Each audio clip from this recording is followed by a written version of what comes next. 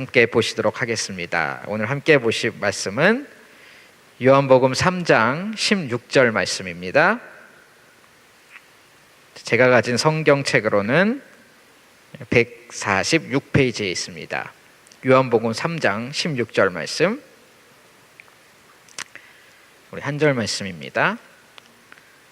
잘 아시는 말씀이죠? 요한복음 3장 16절, 저와 함께 큰 소리로 한번 읽겠습니다. 시작. 하나님이 세상을 이처럼 사랑하사 독생자를 주셨으니 이는 그를 믿는 자마다 멸망하지 않고 영생을 얻게 하려 하심이라. 아멘. 며칠 전에 제가 뉴스를 보게 되었는데요, 국민일보에 실린 뉴스를 보게 되었습니다. 그 내용이 뭐냐 하면은 미국의 캘리포니아 주의 한 공원에서는 매년 크리스마스 때가 오면은 크리스마스 트리를, 나무들을, 그 공원의 나무들을 꾸미는 그런 이제 행사를 진행했다고 하는데요, 올해 어떻게 꾸며진 한 트리가 등장을 했냐면은 이 사탄 숭배 크리스마스 트리가 등장을 했다고 합니다. 사탄 숭배 크리스마스 트리. 그 축제를 이렇게 진행을 하는데 이 사탄교에서, 사탄교도 한 공식적으로 인정받는 종교인가 봐요. 사탄교에서 그 트리 하나를 사탄 숭배 트리로 이렇게 장식을 했다는 그런 내용입니다. 그래서 제가 거기 실린 사진도 보았더니 뭐 이렇게 사탄을 상징하는 별도 이렇게 달려 있고, 염소 머리도 있고, 십자가도 달아놨는데 십자가를 거꾸로 해서, 이 사탄교에서는 십자가를 거꾸로 하니까는 그렇게 해서 이 트리를 장식을 해놓고 있는 것이었습니다. 그러면서 이 트리를 장식한 그 사탄교에서 뭐라고 하느냐면은 누구든지 우리의 이 장식물이 필요하다고 그러면은 이메일로 연락을 해달라. 그러면은 무료로 이 장식을 보내도 주겠다. 이렇게 사탄교를 홍보도 하고 했다고 합니다. 더 재미있는 것은 그 기사를 본 사람들이 이를 두고 갑론을박하는 내용인데요, 어떤 사람은 아니 사람마다 다 종교의 자유가 있는데 무슨 종교를 믿든 간에 사탄교를 믿든 뭐 오탄교를 믿든 그게 개인의 자유지 뭘 그거 가지고 우리가 뭐라고 할 수 있겠느냐, 또 이렇게 말하는 사람들도 적지 않았습니다. 또 어떤 이들은 아니 그래도 그렇지, 이 크리스마스가 기독교의 명절인데 굳이 그 명절날에 이 사탄 숭배로 트리를 꾸며가지고 기분 나쁘게 할 게 있느냐 하고 말하는 사람들도 있었다고 합니다. 이 기사를 제가 이렇게 말씀을 드렸는데, 이 기사를 접하시면서 우리 성도 여러분들은 어떤 생각이 드셨는지 모르겠습니다. 저 같은 경우는 좀 복잡한 기분이 들었어요. 아니 뭐 이렇게 코미디 같은 사건이 다 있는가 하며 어이없이 이렇게 보이다가도요, 참으로 슬프고 안타까운 일이구나 라는 생각이 들기도 했습니다. 또 미국에서 지금 저런 일이 일어났다는 거 한 거 보니까는 분명히 한 10년 정도 있으면은 우리나라도, 대한민국도 똑같이 따라하는 사람들이 분명히 나타나겠구나, 이런 생각도 들게 되었습니다. 지금 한국의 젊은 사람들을 보면요, 기독교에 대한 반감, 그 반감이 단순히 거절을 넘어가서 적극적인 증오의 단계까지, 그렇게까지 나아간 사람들이 꽤 있습니다. 거기에다가 개인의 자유를 극도로 보장하고 중시해야 된다라는 그런 인본주의 철학이 그 가치관의 밑바탕이 되다 보니까요, 당연히 이 신본주의를 표방하는 우리 기독교와는 강하게 부딪히게 되고, 기독교에 대해서는 강하게 적대심을 보일 수밖에 없는 것이겠지요. 교회는 이들을 위해서 정말 더 많이 기도하고 또 주님의 사랑을 보여주고 해야 할 것입니다. 그러면서도 또 한편으로는 하나님의 말씀과 교회를 이 시대의 잘못된 가치관으로부터 지켜내고 진리를 절대로 타협하지 않는 그러한 거룩한 정체성을 잊지 말아야겠구나, 그런 생각이 들었습니다. 어쨌든 2018년 이 다시 돌아온 성탄절을 맞이하면서 이렇게 드는 또 하나의 생각은요, 이 시대가 성탄절이 가지고 있는 진짜 의미는 정말 뭐 변질된 지는 이미 오랜 것 같고 잊어버린 지도 오랜 것 같고, 이제는 진정한 의미가 있다 하더라도 세상이 별로 그렇게 듣고 싶어 하지도 않는구나 라는 것입니다. 사랑하는 성도 여러분, 이런 시대에 우리는 어떻게 해야 하겠습니까? 세상은 이렇게 흘러가는데 교회는 뭘 해야 되는 것일까요? 요새 한국에서는 교회의 성탄 축제보다 이 부처님 오신 날 연등 축제가 더 인기가 많다고 해요. 그래서 얼마나 이 절들에서 부처님 오신 날 연등을 이쁘게 해놓는지 연등 축제로 이렇게 하거든요. 교인들이 사실은 너무나 가서 사진 찍고 그 축제를 즐기고 싶은 거죠. 근데 교회에서 대놓고 부처님 오신 날 연등 축제 즐기러 갑시다 이렇게 하기는 좀 그렇지 않습니까? 그러니까 이제 다들 쉬쉬하고 그렇게 하고 있는데, 그 연등 축제에 이제 애들이 너무 가고 싶다고 하니까는 이 한 목사님 가정이 이제 몰래 가서 그 연등 축제를 이제 즐기신 거예요. 사진도 찍고 이렇게 하고 있는데, 여러분 아시다시피 항상 몰래 가면 어떻게 되죠? 꼭 아는 누군가를 만나게 됩니다. 그 연등 축제 가서 누구를 딱 마주쳤을까요? 그 교회 장로님 가정이 또 오셔가지고 손주들하고 오셔서 같이 즐겁게 막 사진도 찍고, 거기 서봐라 그러면서 사진도 찍고 이렇게 하고 계시더랍니다. 그래서 서로 딱 마주쳤습니다. 분위기는 말씀을 안 드려도 여러분 다 아시리라 생각합니다. 그래서 어떻게 됐습니까? 두 가정이 서로 민망하지만은 자비롭게 부처님의 오신 날을 함께 기뻐하면서 축하하면서 그렇게 인사했다라는 그런 아름답고도 슬픈 이야기가 있습니다. 어떻습니까? 우리 기독교도 뭐 사람들에게 시선을 끌려면 좀 더 화려하고 연등 축제에 뒤지지 않는 그런 것 좀 우리가 개발을 해봐야 하는 것일까요? 스님들까지도 좀 오셔가지고 같이 즐길 수 있게 또 축하해 주시게. 우리가 교회와 성도가 성탄절을 맞이할 때마다 세상을 향하여 보여주고 들려줘야 할 것이 무엇일까요? 사랑하는 성도 여러분, 교회가 성탄절 날 선포해야 할 메시지는 딱 하나입니다. 바로 예수 그리스도, 그 하나입니다. 성탄절 날 예수 그리스도를 선포하는 것은 오직 교회에게만 주어진 특권이요 사명이라는 것을 저와 여러분은 잊지 마셔야 할 것입니다. 한국 교회도 그렇지만 이 태국 교회에 있어서도 성탄절은 대단히 크고 중요한 행사입니다. 특히 이 태국 북부처럼 복음화율이 높지 않으면서도 이 행사나 예식을 중시하는 그런 문화에 있어서는 이 성탄절 행사라는 것이 공식적으로 또 이 신뢰가 안 되게 복음을 전할 수 있는 좋은 전도의 도구가 되어주는 것이지요.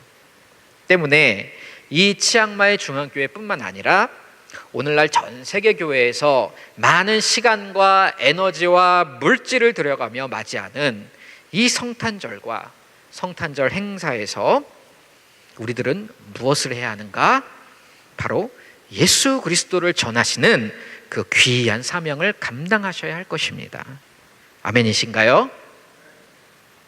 그래서 우리는 성탄절을 준비하면서 그냥 또 한번 우리가 연간 행사 치르자 이런 마음이 되기가 참 쉽습니다만, 성탄 행사를 준비하면서도 또 여기저기 성탄 행사에 참여하면서도 계속적으로 우리의 초점은 어디에 가 있어야 하는 것입니까? 복음의 전파, 전도, 새 생명의 구원, 여기에 가 있어야 되는 것입니다. 교회는 계속해서 이를 위해서 기도하고 전도하고 무엇보다 그 사명을 잃지 말아야 할 줄로 믿습니다. 조금 아까도 여기서 우리 아이들이 성탄 행사 준비하는 것을 이렇게 보았는데요, 우리 선생님들도 집사님들도 이 아이들과 성탄 행사 준비하시면서 어떤 말씀을 해주셔야겠습니까? 야, 줄 똑바로 서고 늦지 말고 옷 이렇게 입고 오고, 입 크게 벌리고, 이렇게 말씀해 주신 것도 좋은데, 우리가 왜 이 일을 하느냐, 우리가 왜 이 일을 하느냐, 그것을 항상 우리 아이들에게, 우리 귀한 아이들에게 전해 주셔야 할 것입니다. 자, 그렇다면은 교회와 성도된 우리가 이 성탄절날 사명을 가지고 전해야 할 그 기쁜 소식, 복된 소식, 복음의 메시지는 과연 무엇일까요? 한마디로 말하자면 그 메시지는 바로 오늘 우리가 읽은 본문 요한복음 3장 16절의 말씀입니다. 사랑하는 성도 여러분, 성탄절을 앞두고 있습니다. 지금까지는 준비들 많이 하시느라 정신없이 여기까지 오셨을지라도 오늘 이 메시지를 귀와 마음에 담으셔서 다시 한번 성도의 참된 부르심을 확인하시고 성탄의 기쁜 소식을 전파하는 교회의 거룩함을 회복하시며 이 시대에 요구되는 사도적 사명을 다 감당하실 수 있게 되시기를 주님의 이름으로 축원드립니다. 주님의 이 땅에 오심을 기념하면서 우리가 요한복음 3장 16절을 통하여 전해야 할 메시지는 크게 세 가지 내용으로 살펴볼 수가 있습니다. 그중 첫 번째 메시지는 하나님께서 세상을 이처럼 사랑하셨다라는 것입니다. 무엇이라고요? 하나님께서 세상을 이처럼 사랑하셨다. 보통은 이 구절에서 하나님이 세상을 사랑하셨다, 이 내용에만 눈이 먼저 가고 또 그렇게 이 문장으로 기억을 하게 됩니다.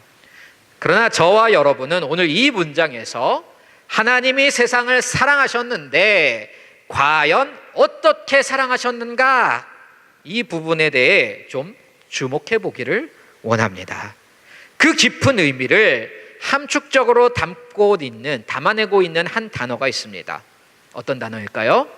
바로 이처럼이란 단어입니다. 하나님께서 이 세상을 사랑하셨는데 그 사랑이 얼마만큼의 사랑이란 말입니까? 바로 이처럼만큼의 사랑이라는 것입니다. 저희 어머니가 좋아하시는 가수가 한 분 계시는데요, 이 5060 세대에게 잘 알려진 가수분입니다. 바로 임희숙이란 가수입니다. 혹시 들어보셨나요? 네, 임희숙. 저희 어머니가 그분 목소리와 노래를 참 좋아하셔서 그분 목소리가 아주 허스키하시고 이 소울이 있어요. 그래서 비가 오면은 이렇게 흥얼흥얼 거리시는 그 장면이 저는 이게 아직 기억을 합니다. 그분 히트곡 중에 어떤 곡이 있냐면 진정난 몰랐네 란 노래가 있습니다. 그토록 사랑했던 여기까지만 하겠습니다. 좋아하시는 분이 몇 분이 계시는군요. 그런데 이 노래 가사 처음이 어떻게 시작됩니까? 그토록 사랑했다는 내용입니다. 가만 생각해 보면 이상하지요. 앞도 뒤도 없이 노래가 시작하자마자 자기가 사랑한 그 사랑에 대하여 말하는데 어떻게 사랑했다는 것이지요? 얼마만큼 사랑했다는 겁니까? 그토록 이라고 말하고 있습니다. 이게 어떤 의미입니까? 우린 들으면 어떤 의미인지 알죠? 그토록 엄청 많이 말로 다 할 수 없을 만큼 어마어마하게 이 사랑을 했다는 말 아니겠습니까? 자, 이와 동일하게 하나님께서 세상을 사랑하셨는데 그 사랑이 얼마만큼의 사랑이라는 것입니까? 대충 사랑한 것이 아니라 이처럼 사랑했다는 것입니다. 어느 요한복음 주석가가 이 이처럼이란 단어 부사에 대해서 이런 주석을 달았던 것을 제가 기억이 납니다. 요한이 아들을 이 땅에 보내신 그 하나님의 사랑을 정말 제대로 한번 표현해 보고 싶은데 도저히 이 땅에는, 이 세상에는 그것을 정확하게 표현해 줄 수 있는 단어가 없더라는 것이죠. 하늘만큼 땅만큼 이것도 부족하고 우주의 별만큼 바다의 모래만큼 이것 가지고도 이게 성이 차지가 않습니다. 만족스럽지가 않은 것입니다. 그래서 택한 단어가 뭐였다는 겁니까? 바로 이처럼.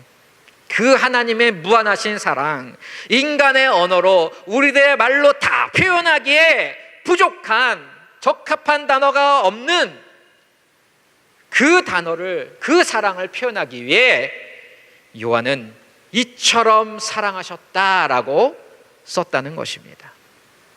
그래서 다른 성경 번역본들에는 이 본문이 어떻게 번역이 되어져 있는가를 보시면 이 새 번역 버전입니다. 하나님께서는 세상을 너무나 사랑하신 나머지, 이렇게 되어 있고요. 현대어 성경에는 이렇게 번역을 해놨습니다. 하나님이 이처럼 세상을 극진히 사랑하셔서, 극진히 사랑하셔서.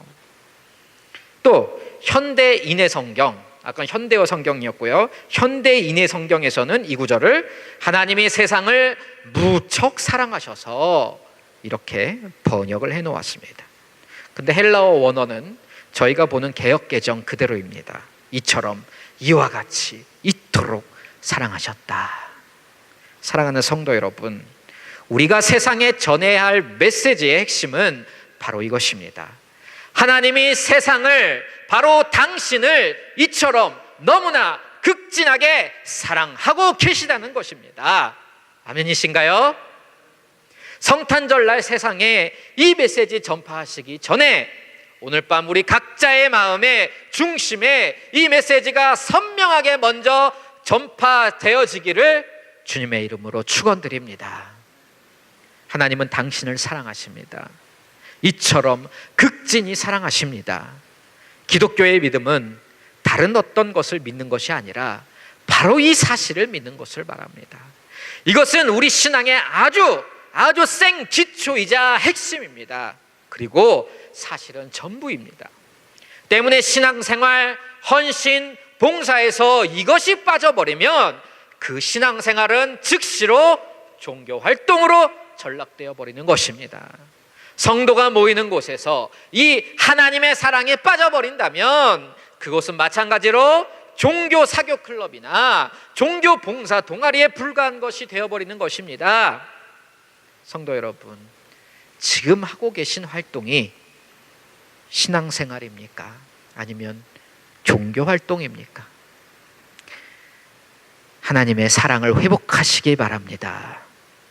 믿음으로 하나님 사랑 위에 서시는 교회와 성도님들 되시기를 주님의 이름으로 축원드립니다. 요한복음 3장 16절이 우리에게 주는 두 번째 메시지는 독생자를 주셨다라는 것입니다.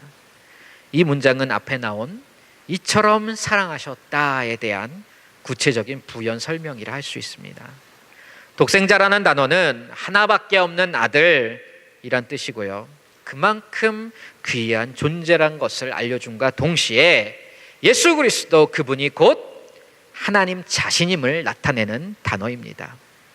이 유대인의 문화에서는 대리인 관습이란 것이 있습니다. 대리인의 관습. 이 대리인 관습이 성경에 종종 등장을 하기 때문에 우리가 한 번쯤 알아두면 성경을 보시는데 여러모로 도움이 됩니다. 이 대리인 관습이 뭐냐면은 보냄을 받은 사람은 이 보낸 사람이 정해준 범위 안에서, 이 허락해준, 이 부여해준 범위 안에서 보낸 사람과 동일한 권리를 행사할 수 있다는 것입니다. 주로 집안에서 누가 이 대리인의 역할을 담당하게 되겠습니까? 이 주인이 신뢰하고 또 좀 믿을만하고 똑똑하고 그런 종들이 이 대리인의 역할을 주로 담당하게 되는 것이죠. 근데 가끔 정말 중요한 일이 있을 때에는 이 주인이 누굴 보냅니까? 성인이 된 주인 자신의 아들을 보냅니다. 이 경우에 유대인들은 어떻게 해석을 하느냐, 이걸 어떻게 받아들이느냐 하면은요, 비록 아들이 대리인의 신분으로 역할로 여기 왔지만 누가 온 거나 다름없다고 생각하는 겁니까? 그 주인 양반, 이 아버지인 주인 양반 본인이 온 것으로 해석을 합니다. 정당한 상속자의 신분이기 때문에 그 아버지와 이 아들은 그 아버지로부터 동등한 법적 권리를 가지고 있다, 이렇게 판단을 하고 하는 것이지요. 그래서 누가복음 20장을 보시면 예수님께서 포도원 농부의 비유를 해주시는데요. 이때 대제사장들과 서기관들이 예수님을 향하여 질문을 던집니다. 네가 무슨 권위로 이 일을 하냐? 누가 너에게 이런 권위를 주었느냐? 이게 유대인에게서는 이게 굉장히 중요한 내용입니다. 이 누구의 이름으로 하는가? 누구에게 받은 그 권세로 하는가? 그게 굉장히 중요해서 이게 물어보는 것이죠. 그때 예수님께서 그 대답으로 말씀해 주신 것이 바로 포도원 농부들의 비유입니다. 이 멀리서 살고 있는 포도원 주인이 그 포도원에서 농사를 짓는 그 농부들에게 이 포도원의 수익금을 받기 위해서 처음에는 누굴 보냅니까? 종들을 보내지요. 이 종을 보냈더니 어떻게 합니까? 그 농부들이 이 종을 때리고 능욕해서 빈손으로 돌려보냅니다. 그러니까 이 주인이 다시 한번 종을 다시 보내지요. 이렇게 몇 번 하다가 마지막으로 누구를 보냅니까? 주인이 자신의 아들을 보냅니다. 아들을 보내면서 하는 말이 누가복음 20장 13절의 말씀인데요. 포도원 주인이 이르되 어찌할까? 내 사랑하는 아들을 보내리니 그들이 혹 그는 존대하리라 하였더니, 주인은 이 아들을 보내면 왜 농부들이 존대할 것이다 라고 생각을 했겠습니까? 아들을 보낸다는 의미는 바로 주인 본인이 직접 온 것과 동일한 것으로 받아들여지기 때문입니다. 그런데 다시 오늘 본문 요한복음 3장 16절로 돌아오셔서 우리가 주목해서 보아야 할 것이 하나가 더 있습니다. 그 3장 16절의 문장을 잘 보시면 독생자를 보냈다 하지 아니하고 무엇이라고 되어 있습니까? 독생자를 주셨다라고 되어 있습니다. 헬라어 원어상으로도 이는 정확한 차이가 납니다.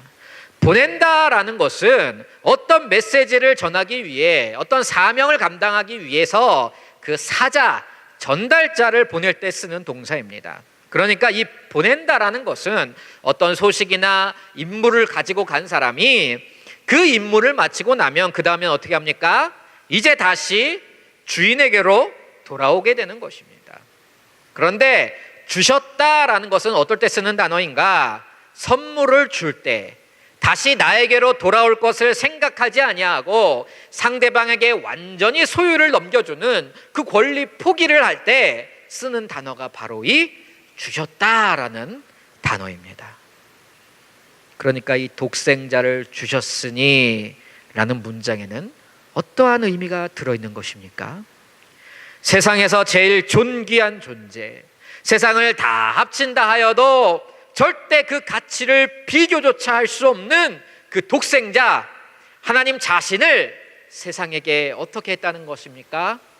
주셨다. 권리 포기했다.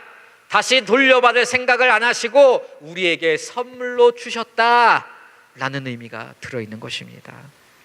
사랑하는 성도 여러분, 우리가 아무리 사랑하는 누군가가 있기로서니 우리 자식을 선물로 주지 않습니다. 우리가 아무리 사랑하는 누군가를 구해내겠다고 내 자식이나 나 자신을 마음껏 써라 하고 내어주는 일은 결코 없습니다. 그런데 하나님이 어떻게 하신 것이지요? 우리 한 사람 한 사람을 위해서 그 존귀하신 예수 그리스도를 십자가에 못 박히라고 알면서도 주신 것입니다. 이 벌레만도 못한 가치에 나하고 그 세상 무엇과도 비교할 수 없는 존귀한 분을 하나님께서는 그냥 물물 교환해버리신 것입니다. 왜 그러셨을까요? 앞에 나와 있지요. 나를 이처럼 사랑하심으로, 이처럼 사랑하심으로. 저와 여러분 중에 아직도 하나님의 사랑을 의심하고 계신 분이 계신가요? 하나님은 어떻게 남들은 다 사랑해 주면서 왜 나는 사랑을 안 해주지? 왜 남들은 뭐 사랑한다는 증거도 참 잘 보여주시면서 간증거리도 많이 주시면서 왜 내 인생에는 그런 사랑한다는 증거를 보여주시지를 않지? 왜 내 인생은 계속 꼬아놓으시는 것만 같지? 나를 안 사랑하시나? 하는 분이 계신가요? 독생자를 내어주셔서 십자가에 못 박아 버리신 그 사랑 외에 예수님을 나 대신 죽도록 아낌없이 적극적으로 내어주신 그것 외에 도대체 뭘 더 보여줘야 하는 것입니까? 하나님께서 뭘 더 우리에게 보여주어야 우리들 안심하고 만족스럽게 그 사랑에 뛰어들 수가 있으시겠습니까? 십자가를 봐놓고도, 십자가의 복음을 들어놓고도 여전히 내 삶을 여기에다가 내가 올인을 해야 되나 말아야 되나 하고 계십니까? 그것은 하나님의 사랑이 부족해서가 아닙니다. 정보가 부족해서가 아닙니다. 하나님의 사랑이 부족해서가 아니라 바로 나의 믿음이 없는 것입니다. 사랑하는 성도 여러분, 이번 성탄절 통하여서 믿음 회복하시기를 바랍니다. 하나님의 사랑 필요할 때만, 내가 힘들 때만, 내가 외로울 때만 깨짝깨짝 간만 보시지 마시고 그 풍성한 사랑의 바다 한가운데로 나를 그냥 내어버리는, 던져버리는, 뛰어드는 그 은혜가 있으시기를 주님의 이름으로 축원드립니다. 예수님의 탄생과 관련하여서 요한복음 3장 16절이 우리에게 주는 마지막 메시지는 바로 이를 믿는 자는 멸망하지 않고 영생을 얻는다 라는 내용입니다. 이 문장을 잘 생각해 보시면요, 원래 우리의 운명이 어떻게 되도록 정해져 있다는 것입니까? 원래는 멸망하도록 정해져 있다는 것입니다. 그게 우리 죄인들의 운명이고 이미 결정되어 있는 본래 이 세상의 미래인 것입니다. 그런데 그를 믿는 자, 바로 복음을 믿는 자는 이 정해진 운명대로 나아가지 않는다는 것입니다. 마치 침몰에 가는 저 타이타닉 배에서 그 수많은 승객 중에 일부만이 구명보트에 태워져서 생명을 건짐받듯이 우리는 선택되어서 구원을 받는 것입니다. 이 세상은 이미 멸망의 그늘 가운데서 멸망을 향하여 나아가고 있습니다. 뭘 해도 멸망입니다. 죽음입니다. 사망입니다. 소망이 없습니다. 그래서 세상이 좀 언젠가는 나아지겠지, 이런 기대는 헛된 소망입니다. 죄의 문제를 해결하지 않고 인간이 인간다워지고 인간 사회가 인간 사회다워질 수 있는 길은 어디에도 없습니다. 그러므로 모든 사람에게 있어서, 저와 여러분에게 있어서 예수를 믿는다는 것은 선택이 아니요 필수입니다. 좀 잘 살아보기에 예수 믿는 게 아니라, 골라서 괜찮은 예수 믿어보는 게 아니라 죽든지 살든지 둘 중 하나입니다. 중간지대 이런 거 없습니다. 하나님께서 침몰해가는 이 세상 속에서 예수 그리스도라는 은혜의 구명보트를 주실 때는 그저 감사합니다 하고 빨리 잡아타야 하는 것입니다.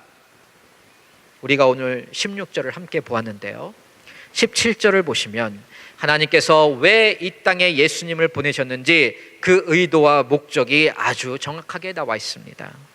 우리 한번 같이 읽어볼까요? 3장 17절 시작. 하나님이 그 아들을 세상에 보내신 것은 세상을 심판하려 하심이 아니요 그로 말미암아 세상이 구원을 받게 하려 하심이라.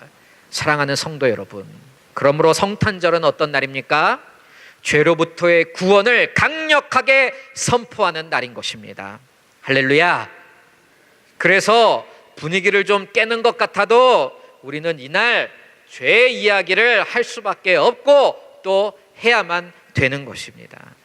세상 사람들은 아기 예수가 이 세상 행복한 표정으로 분위기 좋게 마리아 품 안에서 이 천사처럼 자고 있는 그 모습, 듣기 좋은 캐롤송 나오고 그거면 족하다 그렇게 얘기를 하고, 딱 거기까지만 하자 우리, 이렇게 얘기를 할 것입니다.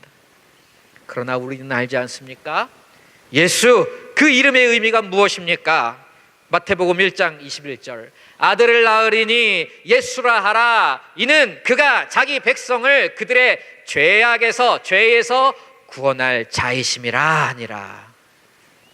예수님은 우리의 죄 때문에 이 땅에 오셨습니다. 성탄절은 이 메시지를 선포하기에 가장 적합하고도 어울리는 그런 날일 것입니다. 2018년 성탄절이 며칠 후면 찾아옵니다. 이 교회뿐만 아니라 태국의 모든 교회들이, 한국의 모든 교회들이 12월 한 달에 걸쳐 성탄 행사를 열고 있습니다. 이는 복음 전파의 좋은 기회입니다. 모든 성탄 행사들을 통하여서 주의 복음이 이 땅 가운데 전파되어지기를 우리가 기도해야 할 것입니다. 또한 우리 각자가 이 기회를 통하여서 한인이든 태국인이든 우리의 죄를 위해 이 땅에 오신 예수 그리스도를 소개하는